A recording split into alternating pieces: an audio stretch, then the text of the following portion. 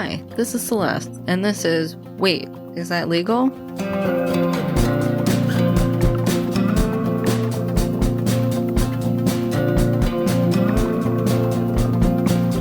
podcast that comes from my own curiosity about the legal questions raised in TV shows and movies to determine what would or should have happened in the real world. So join me, a real lawyer, as I try to offer legal advice to fictional characters in fictional scenarios using real laws.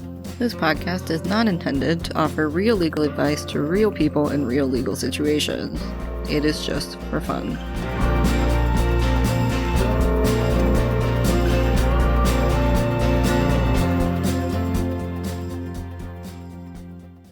It seems to be a national pastime in the United States to complain about jury duty.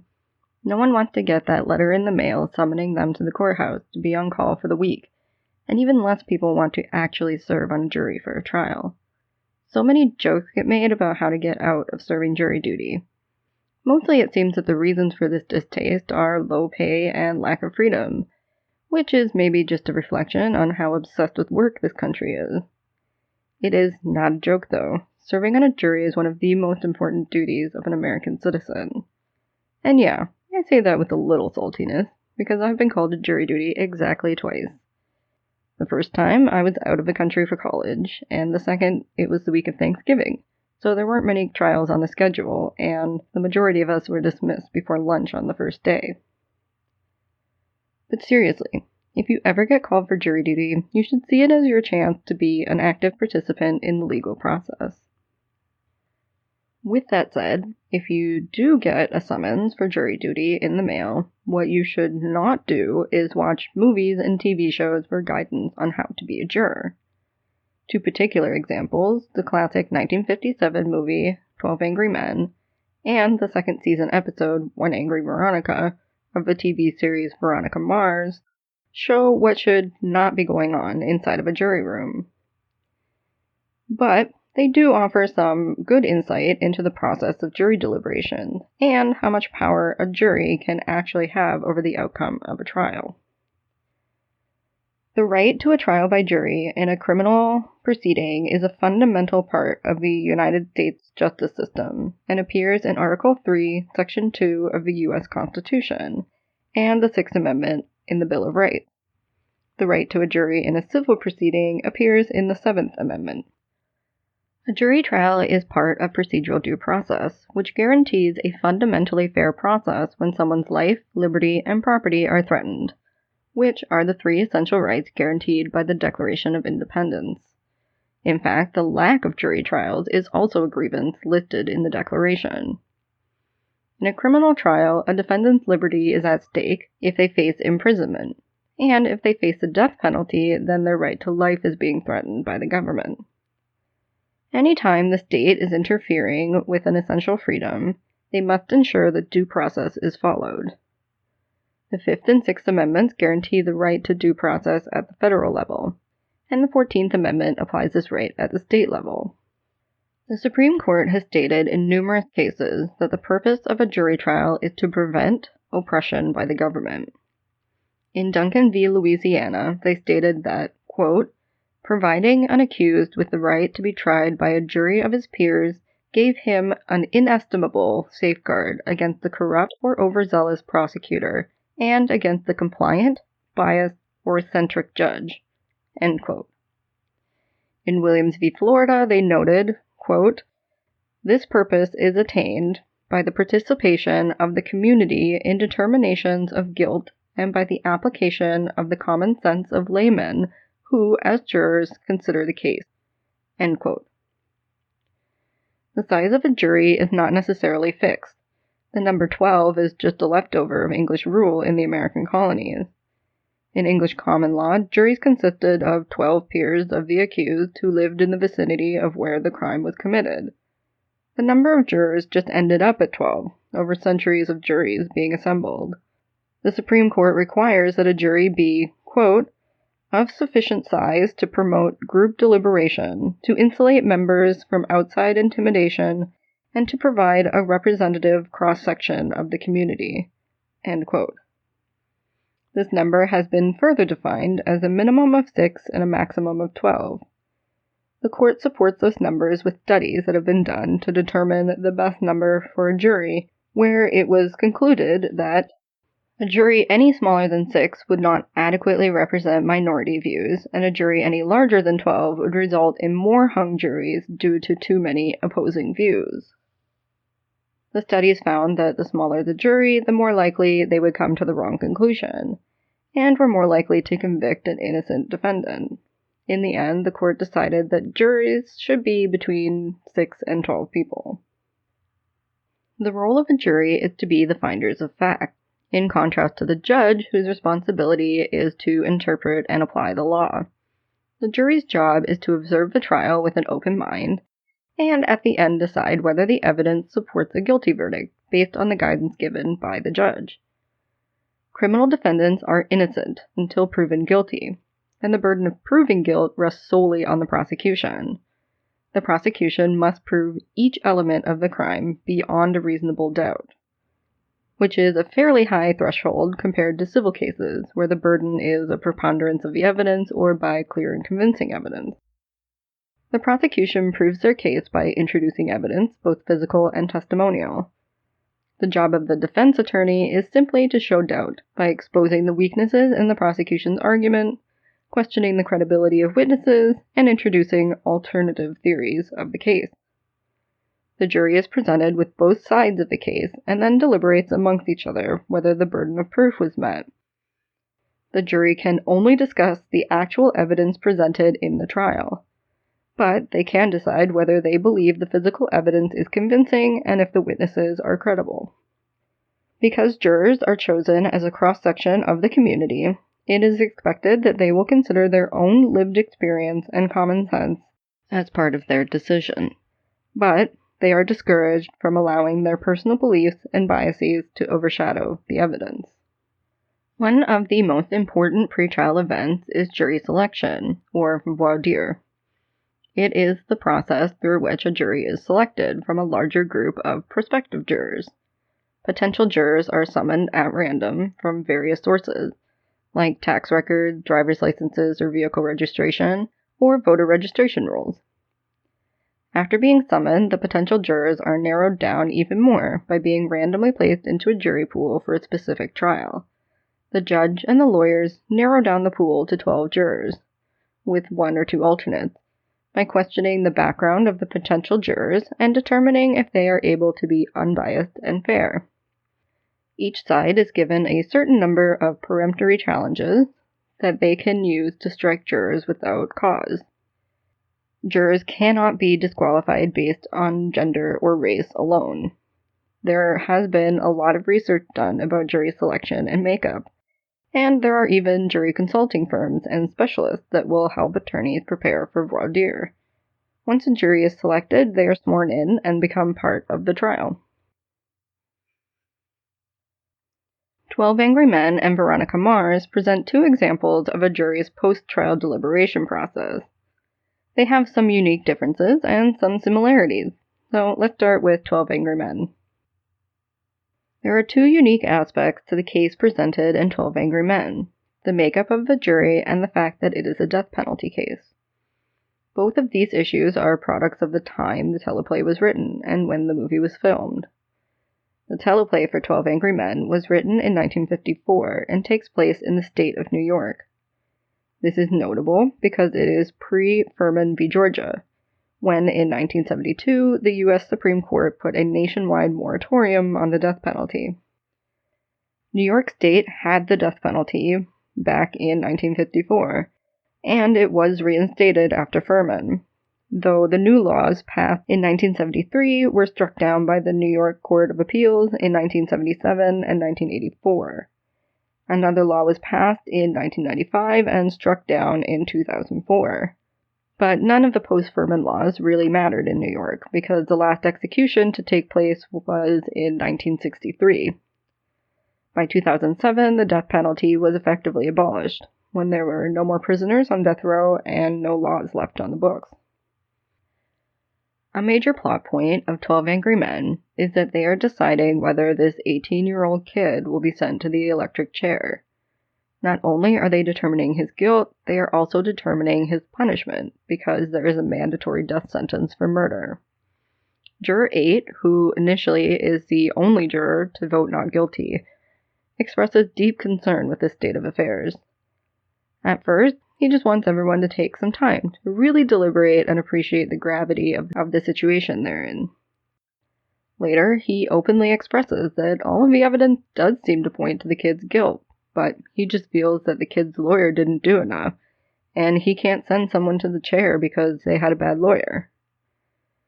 This view actually highlights the exact reasoning that the Supreme Court used to find mandatory death sentences unconstitutional in Woodson v. North Carolina, noting that, quote, "The practice of sentencing to death all persons convicted of a particular offense has been rejected as unduly harsh and unworkably rigid," end quote.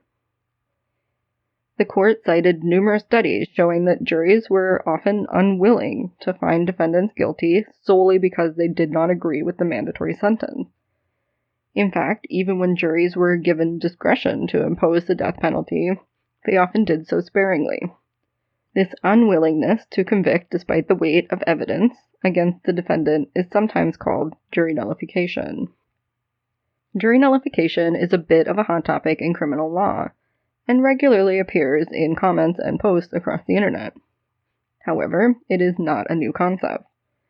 In the US, it has been used widely by jurors in the past to protest against colonial rule before independence, and later against laws that they just deemed unfair or immoral, like the Fugitive Slave Act, and laws that were extremely unpopular, like Prohibition. These uses of juror nullification can sometimes seem noble or even heroic. But the same mechanic has been used to exonerate murderers of black people in the South by all-white jurors, although these are usually seen as more prejudicial acts and not political statements. Technically, jury nullification is not permitted in the United States. The Supreme Court, as far back as 1895, came to the conclusion that the role of a jury is to be the trier of fact, while the judge is the exclusive trier of laws. A jury is supposed to take all the evidence and determine if it is enough to convict the defendant of the crime they are charged with, under the law as explained to the jury by the judge. The court argued that it is contrary to the principles of justice for a jury to make up the law or to come to their own conclusions as to how the law should be applied. There are safeguards in place to prevent judges from wrongly applying the law. They are required to explain their decisions and can be overruled by higher courts. There is also the issue of who is making these laws, because it is not the judges. State legislators draft and vote on proposed laws, and state governors sign them into law. Federal laws are written by members of Congress and signed into law by the President of the United States. All of the people involved in this process are popularly elected by the people in their districts and states. In the current political context, this is of course complicated by extensive gerrymandering of districts that often skew representation towards one party, but that is a different debate for a different time. All this being said, there is actually very little that can be done to stop jury nullification. Juries are not required to give their reasoning for the verdict they come to. Jury deliberations are considered confidential, so their reasoning is doubly protected. Verdicts are also final and binding, so without a valid reason to appeal, if a defendant is found not guilty, then they will go free and cannot be tried for the same crime twice, due to double jeopardy. The safeguard here is that the jury has to come to a unanimous decision, though this sometimes varies at the state level, but federal juries and juries deciding the death penalty have to be unanimous. So, all 12 jurors have to be in agreement that they do not want to follow the law, or there will be a hung jury. When a jury is hung and cannot come to a decision, then the judge must declare a mistrial, and the prosecutors will have to drop the case or retry the defendant. All 12 jurors in 12 Angry Men are white men, and this is notable, even for 1957. The 14th Amendment guarantees equal protection under the law, which means that the government, both state and federal, cannot discriminate based on race or gender. This is extended to jury service, as noted in the 1940 Supreme Court case Smith v. Texas. Quote, "It is part of the established tradition in the use of juries as instruments of public justice that the jury be a body truly representative of the community. For racial discrimination to result in the exclusion from jury service of otherwise qualified groups not only violates our Constitution and the laws enacted under it, but is at war with our basic concepts of a democratic society and a representative government." End quote. In that case, the court held that Texas had discriminated against Black people by excluding them in practice from serving on grand juries. The court determined that Black people made up 20% of Texas's population and 10% of its voting population. And yet, between the years of 1931 and 1938, there were only 5 Black jurors that served on grand juries in Texas, compared to 379 white jurors. This is only 1% of the total jurors that served on a grand jury during those years. And by the way, I'm just using the term Black people because that's not the term that the Supreme Court was using. The population of New York City in 1950 was about 7.9 million people. 748,000 of those people were Black, which was almost 10% of the city's population. The jury in 12 Angry Men has no people of color, but we don't necessarily know if this was a common occurrence or if it was just that that trial did not have a jury pool that contained qualified Black jurors. As for there being no women on the jury, this is also a product of the time that the movie takes place in. Women were actually barred from serving on juries in New York State until a law was passed in 1937. With that law, there was the ability for women to opt into jury duty. So women were not required to serve on a jury until after 1975, when the Supreme Court finally weighed in on the issue. However, if you look closely, there is actually a door for the women's bathroom in the designated jury room in the movie, so they are at least accommodating the possibility of female jurors. Despite no racial or female representation, the jury in 12 Angry Men is actually fairly diverse. The men are varying ages, with jobs ranging from manual labor to architect to high school football coach to stockbroker. Their lived experiences are also diverse. There is the one juror that refers to those people from the slums, and another who identifies as being from the slums. There is the one juror that is a European immigrant, who provides an insightful view of the role of a jury in a democracy. Some of the jurors express their interest in the process, and others just want to get to the baseball game that they have tickets for that night. So it's actually a good mix of people that really shows the importance of a jury as a cross-section of the community. With the context of the mandatory death penalty and the makeup of the jury behind us, we can ask whether the jury in 12 Angry Men did their job. After the jurors are settled into the jury room, and they have taken their initial vote, they decide to go over the facts of the case. So far, so good. As the finders and triers of facts, this is exactly what they should be doing, going over the facts of a case and deciding if it is persuasive. They are supposed to weigh the testimony of the witnesses and determine if they think that the witness was credible. Where they start to get into trouble is when they start to do the defense attorney's job. They pick apart the timeline, bring in their own facts about how long it would take the train to pass, how fast the old neighbor could walk, whether the lady who saw the murder wears glasses. And some of these facts are based on the jurors' actual observations of the witnesses. They are not facts that were brought into evidence during the trial, nor are they using the observations merely to question the credibility of the witnesses' testimonies. At this point, they are speculating as to the facts and raising their own doubts, which again is supposed to be the defense's job.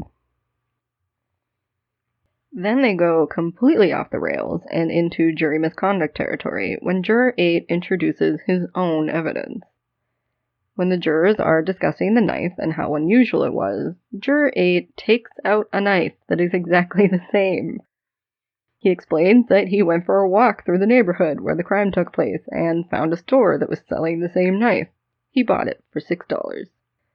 Again, Juror 8 is doing the defense attorney's job, and the fact that the kid did not get effective assistance counsel is an issue that is not for the jury to deliberate.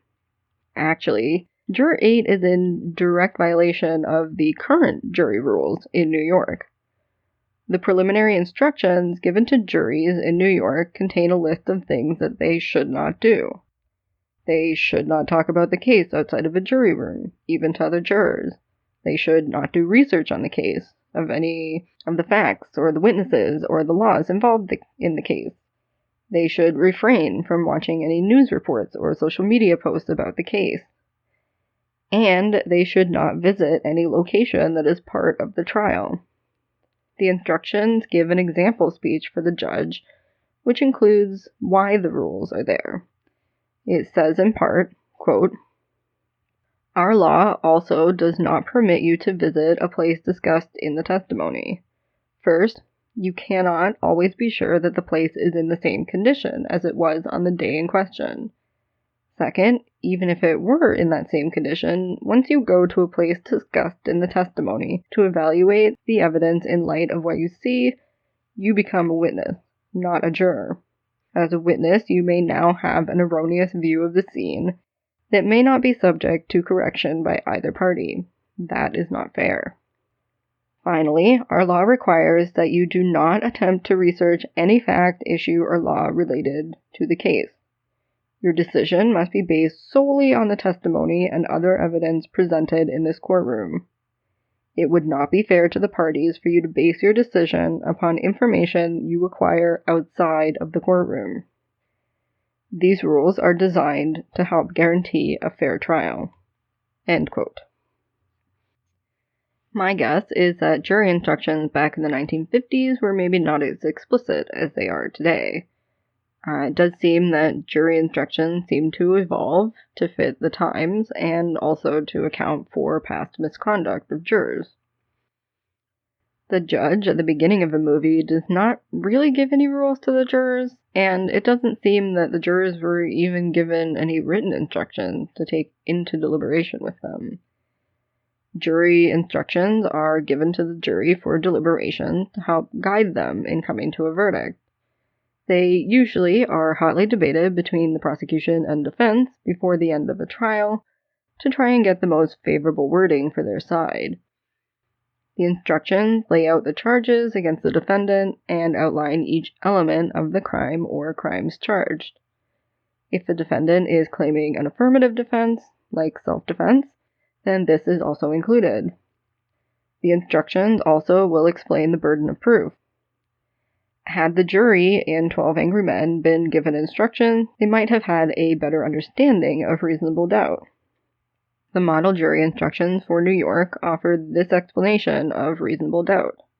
Quote, "A reasonable doubt is an honest doubt of the defendant's guilt for which a reason exists based upon the nature and quality of the evidence.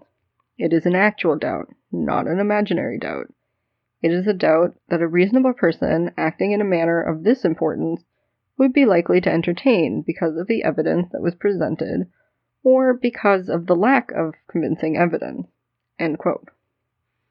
They also note, quote, "The law recognizes that in dealing with human affairs, there are very few things in this world that we know with absolute certainty. Therefore, the law does not require the people to prove a defendant guilty beyond all possible doubt. On the other hand, it is not sufficient to prove that the defendant is probably guilty." End quote.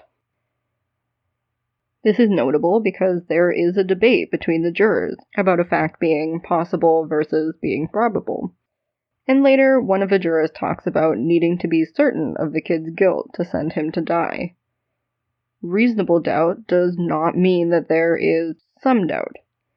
It has to be reasonable based on the circumstances of the case. This is the same as something that is possible but not really probable. The jurors in 12 Angry Men seem to believe that having doubts about the facts of the case means that the kid must be found not guilty. The standard isn't beyond any doubt, or beyond doubt based purely on speculation. It is beyond a reasonable doubt. Is it possible the witnesses all lied or were mistaken about who they saw stabbing the father? Yes. Is it possible that the kid was at the movies and someone else framed him for the murder by taking his knife? Sure, it's possible, but is it probable? The biggest issue here is that Juror 8 doesn't refute the facts with facts from the trial. He is using a mix of his own detective work, personal experiences, and his empathy for the defendant. He repeats several times the unfortunate circumstances the kid was born into, how his father beat him, and all the kid knew was violence. His empathy and compassion, combined with the mandatory death penalty, are giving him doubt that the other jurors are saying is reasonable doubt, but it's not reasonable. So no, the jurors did not do their job. Instead of evaluating the facts presented during the trial, they conducted their own investigation and trial. Juror 8 went above and beyond not doing his job. He actively committed juror misconduct and should have been removed from a jury. As soon as he produced the extra knife, the foreperson should have alerted the bailiff. The judge would have then called a mistrial. This probably would have happened anyway, because in the movie, Juror 8 clearly leaves the second knife behind in the jury room. The bailiff would have found it and been confused that there were two knives and told the judge, and there would have been a mistrial called. From the facts given, it would seem that the jury had more than enough evidence to convict the defendant of murder. It is horrible that the defense attorney seems to have done a really bad job and did not question the prosecution's witnesses adequately enough or introduce evidence that would refute the prosecution's theory of the case. It is not up to the jury to do the defense or the prosecution's job. Their role is to watch the trial and then use the facts presented to come to a verdict. They are not supposed to let their personal feelings or biases get in the way. The jurors in 12 Angry Men failed in both respects. Some of the jurors that thought that the kid was guilty only thought that because he was one of those people and a bad kid. Juror 8 and some of the other jurors let their emotions and beliefs about sending an 18-year-old kid to the electric chair get in their way. The jury probably came to the wrong decision, but they were not wrong to actually talk it out and look a bit closer at the facts. In the Veronica Mars episode, One Angry Veronica, Veronica is summoned for jury duty. The episode is clearly meant to play homage to 12 Angry Men, even the title suggests that. And it does play out in some similar ways. Veronica Mars is set in the fictional city of Neptune, California.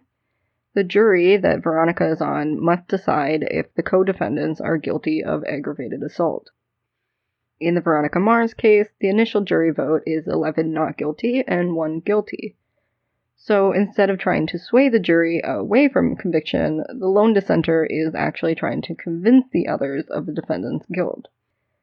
Unlike the jury in 12 Angry Men, the Veronica Mars jury actually has a lot of diversity. There are old and young people, women and men, and there are Hispanics and blacks represented. From the facts of the case that are presented and a general background knowledge of the show, Neptune is divided into the rich, white, upper-class neighborhoods and the poorer, more racially diverse areas that are predominantly Hispanic and black. So this jury is a good cross-section of Neptune's population. The balance here is important because the defendants are rich white kids and the victim is Latina. And there is one instance in particular where one juror makes a racist generalization and he is quickly corrected by the other jurors. Despite the fact that the jury has good representation, it is a bit baffling that Veronica is even chosen to serve on the jury. Generally, during jury selection, the judge will ask all the prospective jurors some basic questions, like if they know the judge, any of the lawyers, and any of the parties and witnesses involved in the case. Veronica is very involved in the law enforcement community of Neptune. Her father is the former chief of police. Veronica dates one of the Neptune PD officers at some point in this season of the series. And through her PI work, she routinely finds herself interacting with various officers in the department and has a very antagonistic relationship with the current chief of police. So even if a judge doesn't think that Veronica should be disqualified, she definitely should have been dismissed by either the defense or prosecution. She is way too enmeshed with the Neptune police, both negatively and positively, to be unbiased, and she should have been dismissed. Also, in contrast to 12 Angry Men, this case involves charges of aggravated assault, which is a bit less serious than murder, and is not subject to the death penalty. None of the Veronica Mars jurors are morally opposed to the potential sentence that the defendants might receive. There is no jury nullification component to this jury's decision. So, did the Veronica Mars jury do their job? Were they better or worse than the jury in 12 Angry Men? Again, we can look at the recommended jury instructions, this time for California's trial judges. The jurors are given similar admonitions as the New York juries, although California's version is a lot more detailed. The relevant portion here is, quote, "It is unfair to the parties if you receive additional information from any other source, because that information may be unreliable or irrelevant, and the parties will not have had the opportunity to examine and respond to it. Your verdict must be based only on the evidence presented during the trial in this court. If you receive any information about this case from any source outside of the trial, even unintentionally, do not share that information with any other juror.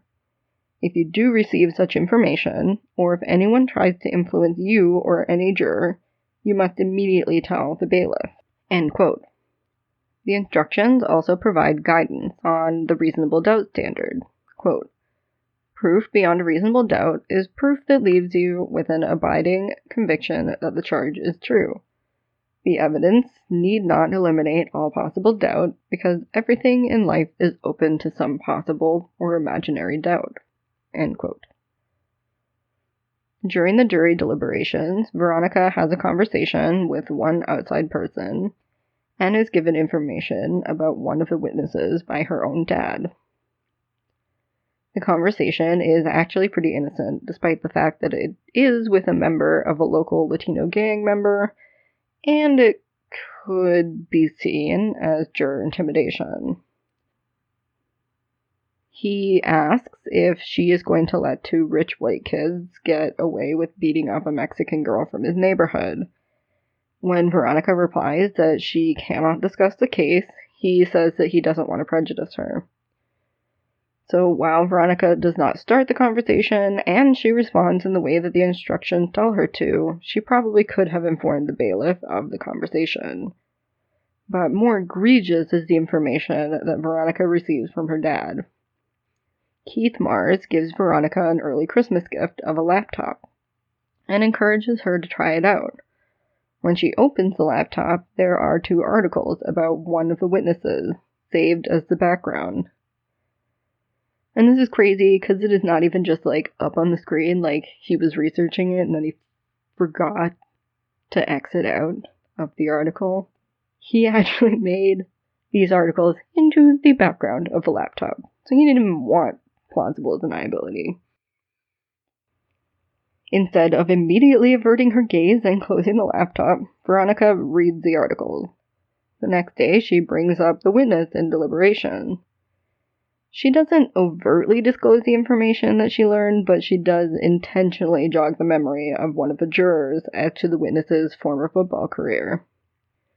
With this prompt, Veronica is then able to raise doubts about the witness's credibility, which leads the jurors to come up with an alternate series of events.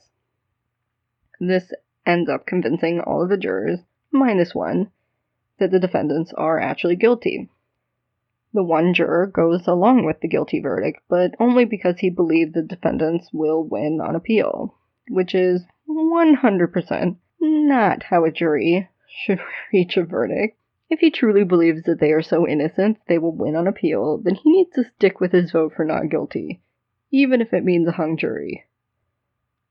However, Veronica's actions here were wrong. She was influenced by information from outside of the trial, and she brought that knowledge into the deliberation. Initially, she is not at fault. Her dad set her up to receive that information, but when she does not immediately inform the bailiff and instead uses that information to influence other jurors, she has tainted the jury's deliberation, and this would be a cause for mistrial. Veronica's machinations aside, all but one juror believes initially that the defendants are not guilty. The actual evidence and testimony provided at trial were not convincing enough for the jury to decide the defendants were guilty beyond a reasonable doubt. The fact that the testimony of the witnesses is picked apart and the jury supplies some alternate facts and motivations for why the witnesses would lie for the defense does not erase this doubt. Unlike 12 Angry Men, where the jury was doing the defense attorney's job, here the jury is doing the prosecution's job, which is arguably so much worse. The prosecution has the job of proving the defendants committed a crime, and they must do this convincingly enough that there is no reasonable doubt in the minds of the jurors that they might not have done it. The instructions state, quote, "In deciding whether the people have proved their case beyond a reasonable doubt, you must impartially compare and consider all the evidence that was received throughout the entire trial. Unless the evidence proves the defendants guilty beyond a reasonable doubt, they are entitled to an acquittal, and you must find them not guilty." End quote. The defendants probably did assault the victim here, and the witnesses do have some serious motives for lying, but the prosecution did not prove this. In fact, the jury didn't even prove it, they just speculated it. Even if the jurors decided to completely disregard the testimony of the witnesses they thought were lying, there would still be enough questions raised that it constituted reasonable doubt. The prosecution failed to erase the doubt that existed from the evidence presented at trial, so the jury had no other choice but to acquit the defendants. In 12 Angry Men and Veronica Mars, we have two very different juries that come to opposite verdicts despite the initial leanings of 11 of the jurors. In 12 Angry Men, 11 jurors in the beginning vote guilty, but in the end they come to a unanimous decision that the kid was not guilty of murder. In One Angry Veronica, 11 of the jurors, including Veronica, believe the defendants are not guilty of aggravated assault, but in the end they come to a unanimous guilty verdict. The process by which both of these juries come to their verdicts is similar, though their motivations are not. Both juries use outside evidence and speculation to question the facts presented at trial. In 12 Angry Men, Juror 8 brings in an identical knife to show the jury. The jurors also actively conduct their own experiments to question the timing and actual method of the murder. They speculate as to the extent of the disability of the witnesses and if they were telling the truth. They speculate about the motive of the crime and whether they would have acted the same way. Overall, Juror 8 was upset that the kid's defense attorney didn't do his job, so he did it for him. The jurors in 12 Angry Men allowed doubt to enter their minds due mostly to their perception of what was a fair trial and how convincing the evidence had to be before they could sentence a kid to death. In the end, it was less about the kid's guilt and more about the jury's unwillingness to apply the law because of the mandatory death penalty. And quite frankly, I don't blame them. The rational and objective view of the facts presented in the case shows that the prosecution proved beyond a reasonable doubt that the kid was guilty of murder. However, watching the movie and thinking about it more afterwards, I could not separate my own feelings about the death penalty and the idea of sending an 18-year-old kid to the electric chair. Jury nullification seemed completely justified in this situation, even if they didn't realize that that's what they were doing. In contrast, the jury in Veronica Mars initially doubts the story the prosecution is selling, until they pick apart the testimony and start supplying their own facts. Here, the old knitting woman clearly feels that the prosecution didn't do their job because of whom the defendants are. The jurors then do the prosecution's job of erasing the doubts raised by the evidence presented during the defense's case. And they do this in part because of Veronica's prompting of the sports radio host to remember facts that she only learned because of her dad.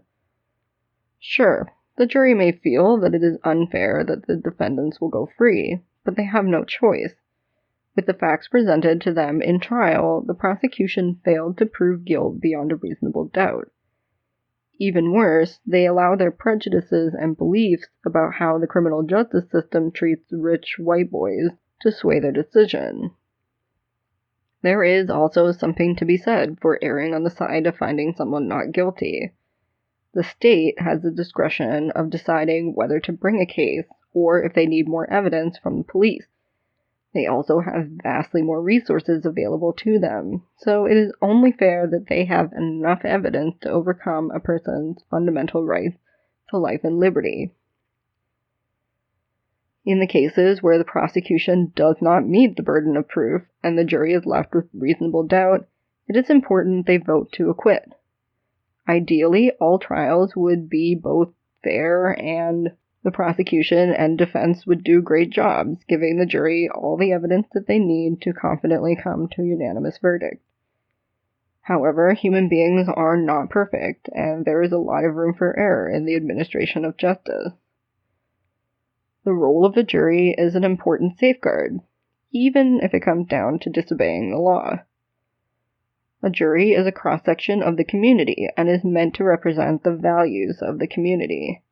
So, if a law or the application of the law is so disliked that a diverse group of 12 people can agree that it should not be applied, even if they are letting a potential criminal go, then I would argue that the system is working as intended. The remedy being that the legislature revisits the law to make it conform better to those community standards. Both juries failed to do their job. Both cases probably should have ended in a mistrial because of the actions of the jurors. Instructions given to juries are incredibly important. They ensure the fairness of the trial. All evidence used in a trial is vetted by both sides and the judge to make sure it conforms to the rules of evidence. This allows for a level playing field where both sides are playing by the same set of rules. No other evidence should be allowed to enter into the jury's deliberations, because it is not subject to the same scrutiny and standards as the facts presented at trial. Justice only works in a democracy when everyone plays their part. With the population voting for representatives that draft and pass laws, and the larger population voting for an executive that signs those laws and creates regulations to ensure that they are enforced. And ultimately with a small but representative part of that voting population deciding if the government has presented a strong enough case to find a person from their community guilty of breaking the laws.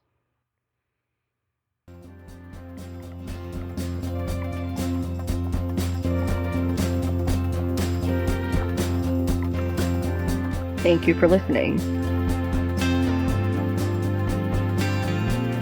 This show is researched, written, and recorded by me, Céleste Young. None of the legal advice or opinions expressed in this episode are intended as specific or individualized legal advice. Please like, subscribe, rate, or review this podcast if you enjoyed it. If you have any questions or comments, please email them to waitisthatlegal@gmail.com. You can find the podcast on Twitter, Facebook, and Instagram.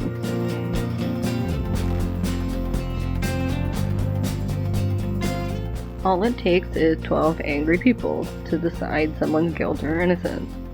and this is a duty that all citizens should serve with pride and respect.